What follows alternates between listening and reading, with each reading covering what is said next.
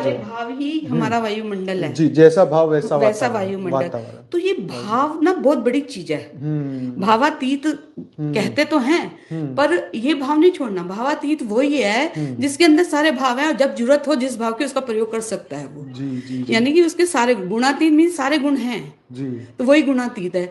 तो ऐसे जो जैसा भाव होगा वैसा वायुमंडल होगा, वैसे ही वाइब्रेशन बनेंगे और वैसे वाइब्रेशन फैलेंगे। देखिए, है अभी ना। वो एक बढ़िया चीज सर्च कर रहे थे कि वेद उपनिषद के अंदर जैसे वायुमंडल केवल हवा नहीं है। देखिए, हम जो बात पे एक ऐसी बात पे पहुंचे कि जो वायुमंडल हम देख रहे हैं, हमें लगता है कि ये तो हवा है, लेकिन ये हवा नहीं है। शास्त्रों के अनुसार वायुमंडल 3 स्तर में बताया गया है। स्थूल वायु जैसे ऑक्सीजन है, गैसेस है, कार्बन डाइऑक्साइड है, वो है।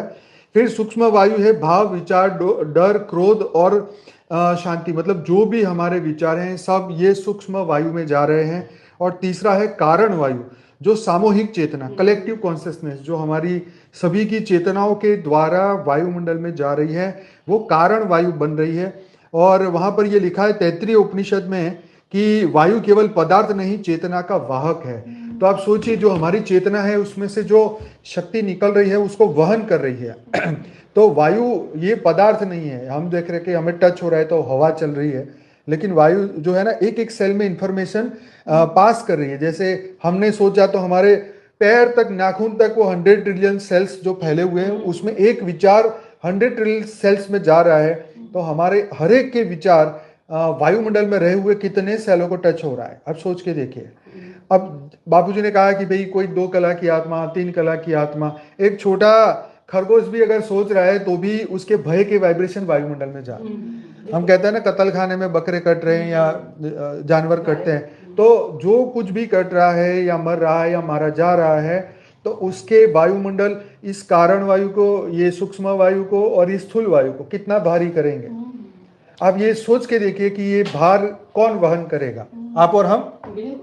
कौन करेगा? हम जाएंगे तो हमें फिर वही चिल्लाहट, जैसे स्मशानों में जाएंगे तो कहते हैं ना आत्माएं चिल्लाती है।